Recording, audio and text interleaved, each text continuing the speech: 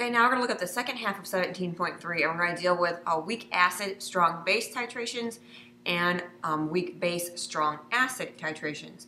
And so these are very similar to the strong acid, strong base ones, with one part that is a little bit different because they're dealing with a different type of acid. Okay, so again, you're going to have 4 parts to a titration. So, for example, we're going to look at acetic acid, which is a weak acid, and then sodium hydroxide, which is a strong base. So the first section there is the initial pH, or we're going to have just the acid. So very similar to the last part as to where we only have acid, so we're going to just use our pH calculation based on that. But in this case, it's a weak acid, so I can't just take the negative log of whatever my concentration for the acetic acid is, because that's not how it works. Only part of it splits apart, not all of it splits apart. So if you have only the weak acid, we're going to use the Ka, and we're going to have like an equilibrium problem. So you're going to have to figure out your pH that way. And so that's nothing new, that's just from last chapter. Now if you're in between, okay, if I'm not quite to my equivalence point yet, but I am past my initial point, now we're looking at a buffer, okay? Because I have acid that is being neutralized until my conjugate base is being formed. And so we have a buffer mixture, and we're looking at our Henderson-Hasselbalch equation if you want to, or the equilibrium in terms of a common ion. So it kind of just depends as to which one you want to deal with there.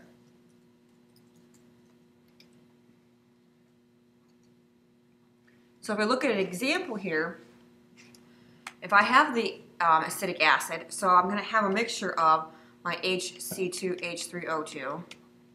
I'm adding my base to that particular acid. So what I'm going to have is going to be the C2H3O2 and water. So I have a buffer mixture. So you're going to have to figure out how much acid you have, how much base you have, and then I can use my Henderson-Hasselbalch, or I can just use my equilibrium that we've done before. Now for the third part, we're going to look at the equivalence point. And since we have a weak acid, our equivalence point is not quite as easy as a strong acid or strong base one. Okay, because here I'm going to have all of my NaOH completely reacted with my acetic acid. So only my salt, the NaC2H3O2, is going to remain. Well, since I have a salt left over, I have some of that C2H3O2 minus, because the Na doesn't do anything. It's going to make our pH a little bit different here. So since my C2H3O2 minus is going to be my weak base, it's going to try and find part of that solution with water and see what it can do. And what's going to happen is it's a base, so it's going to try and gain an H. So we're going to have HC2H3O2, which leaves the other end of water. So as I make OH minus, my equivalence point, pH, is going to be a little bit greater than 7. So instead of being less than 7 or equal to 7, when they're at the strong acid, strong base, they were equal to 7, this one's going to be a little bit greater. Now if you go in the opposite direction, if I have a weak base, strong acid, you're going to have a pH that's going to be a little bit less than 7. The after the equivalence point is fairly straightforward, just like the other ones. Okay, where here you're going to have excess base, and in this case I have an excess strong base, which means I'm going to have extra OH minus. Since I have extra OH minus, that's what's going to determine my pH. And you say, well, I might also have some of that salt, which is the C2H3O2 minus. Well, you will, but this OH minus is a stronger base than that. So whatever this is forming is not going to be much compared to what the excess base itself is forming. So let's look at a problem together. All right, we're going to calculate the pH of a solution formed when I have 45 milliliters of 0.1 NaOH and 50 milliliters of 0.1 HC2H3O2. I have 0.1 molar of the NaOH, I have 0.1 molar of the HC2H3O2, so whenever my two volumes are equal, that's going to be my equivalence point. And so we're actually looking at before our equivalence point, because this 45 milliliters here is less, so we're looking at before equivalence. So I have my NaOH, which is really OH minus, the Na doesn't do anything. I'm going to add to that my acid, the HC2H3O2. So what's going to happen here is you're going to have C2H3O2 minus and water. And so I want to look at what I had initially. I need to look at my moles of what I had initially. Okay, well initially for the OH minus, I have 45 milliliters, 0.045 liters, times my 0.1 molar. So I'm going to have 4.5 times 10 to the negative third moles of OH. Now let's try and figure out what my H plus is initially. H plus, and this term it's not just H plus, but it's my weak acid, so it's HC2H3O2. And I have 50 milliliters, 0.05 liters, times my 0.1 molar, which is going to be 5 times 10 to the negative third. Now what we've got here is a little bit extra of the acetic acid. So if I'm kind of looking at this equilibrium here, okay, before, when I start, okay, I'm going to use up all of my base. So you can kind of think of it kind of like a limiting reactant problem, where I want to kind of carry these straight down. I'm going to put them right underneath here. I have my OH minus, I have 0.0045. My HC2H3O2, I have 0.005. So I'm going to use up all of this, which means I'm going to form that same amount. I'm going to add 0.0045. And the water I don't really care about because it's a liquid. So I'm going to look at my concentrations and use my Ka to figure out exactly what my H plus concentration would be to get my pH. So we're going to use these numbers and see what I have left over. Well, I subtract all of my OH minus gets used up, which is good. I'm going to have a little bit left over of my acid, and I'm going to have 0.0005 moles left over, and I'm going to make 0.0045 moles of my acetate ion. So I want to figure out my concentrations. So let's get my concentration of the acetic acid, which is going to be 0.0005 moles, divided by my total liters, which is 0.095. You add the two together, I get a molarity of 0.0053. The same thing for my C2H3O2 minus. I have 0.0045 moles divided by 0.095 liters. It's going to be 0.0474 molar. Now I'm just going to plug it into my Ka. Remember, Ka is in terms of the acid, so it's products over reactants. So for an acid, okay, I'm looking at it in terms of a Ka, which means I'm looking at it from this standpoint, not the standpoint of what is actually kind of happening in the reaction. So I want this H plus concentration, so that I don't know. I know my C2H3O2, which is 0.0474. I know my acetic acid, which is 0.0053. And I know this Ka, which is 1.8 times 10 to the negative fifth. So all I do now is solve for X, which is my H plus. If I solve for X there, I'm going to get a concentration of 2.01 times 10 to the negative sixth. Take the negative log of that, and that's going to be a pH of 5.70. This way right here in the blue is kind of like my common ion. You can also use the Henderson-Hasselbalch equation and just plug in these two right here. This would be my acid, this would be my base, and do the same thing, and you'll get the same answer. It doesn't really matter, it's whatever you're more comfortable with. Okay, the last problem here is having us calculate the pH at the equivalence point in a titration of 50 milliliters. So now I want to know at the equivalence point.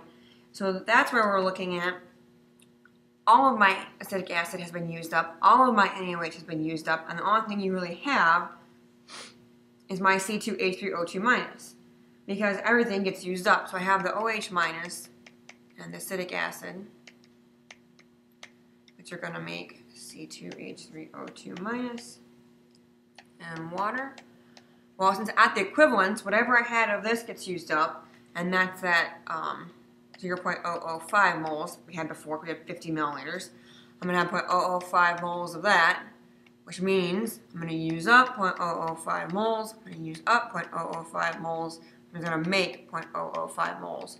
So this is the only thing in my solution that can determine my pH, which is why you use it. I don't have any of the extra base. I don't have any of the extra acetic acid. So all I have now is this. So when I look at what it's going to do with water, well, what it's going to do with water is it's going to take and make acetic acid, which is a weak acid, and OH minus. Pretty much just the flip of what we looked at up here. Okay.